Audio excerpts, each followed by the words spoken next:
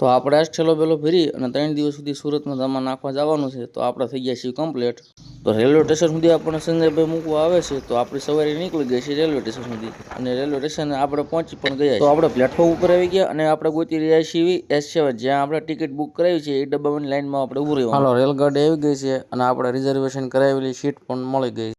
7-8 કલાકની મુસાફરી પૂરી કરી અને આપણે બોટાદથી પહોંચી ગયા છીએ સુરતમાં. રેલગાડીમાંથી ઉતરીને આપણે પકડી છે રિક્ષા અને આપણે જવાનું છે ભાઈબંધના ઘરે. અહીંયા 3 દિનના ધામા અહીંયા નાખવાના.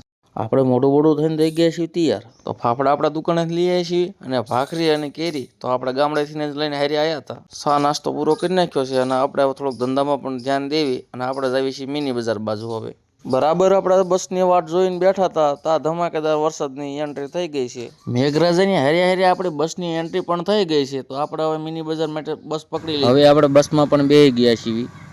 આપણે હીરા બજારમાં પહોંચી ગયા છીએ અને આપણે હવે સીવીડીના નખની ખરીદી કરવાની છે.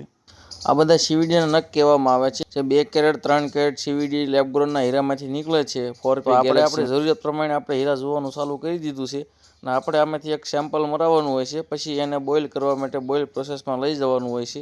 આપણે બોઇલ રૂમમાં આવી ગયા છીએ અને આપણે એક સેમ્પલ મરાવી દીધું. તે હીરા બોઇલ થઈ રહ્યા છે. પછી આપણો પાકો અંદાજ આવશે કે આપણા હીરા કામના છે કે કામના નથી. તો સેમ્પલ બોઇલ થઈને આવી ગયું છે અને કંઈક આવું દેખાય છે. કાળામાંથી આ વ્હાઈટ થઈ ગયું છે. હવે આપણે જોવાનું છે કેમ થશે. જમવાનો ટાઈમ થઈ ગયો છે તો પહેલાં આપણે જમી લેવી પછી આપણે માર્કેટમાં પાછા પાણી થઈ ગયો છે અને આપણે પાછા આવી ગયા છીએ હીરા માર્કેટમાં અને આપણે જવાનું છે એક ભાઈની ઓફિસે. તો આપણે ઓફિસે આવી ગયા છીએ. આ ઘંટી છે પાન માર્કેશ હીરા બનાવવાની. આપણી હાથમાં છે આ માર્કેશનો હીરો. જો કંઈક આવો લાગે. આ હીરો બનાવવામાં બહુ વધારે પડતી આ હીરો બનાવવાના કારીગર એક દિવસમાં 2 થી 3 હીરા જ બનાવી શકે. આપણે ઓફિસે મળવા ગયા હતા ત્યાં સાંજ પડી ગઈ હતી. તો આપણે અત્યારે જઈ રહ્યા છીએ રૂમ તરફ. આપણે રૂમેથી પહોંચી ગયા છીએ ઢોસા ખાવા. ઢોસા ખાઈ લીધા છે અને આપણે હવે કાલે મળશું બીજા વ્લોગમાં.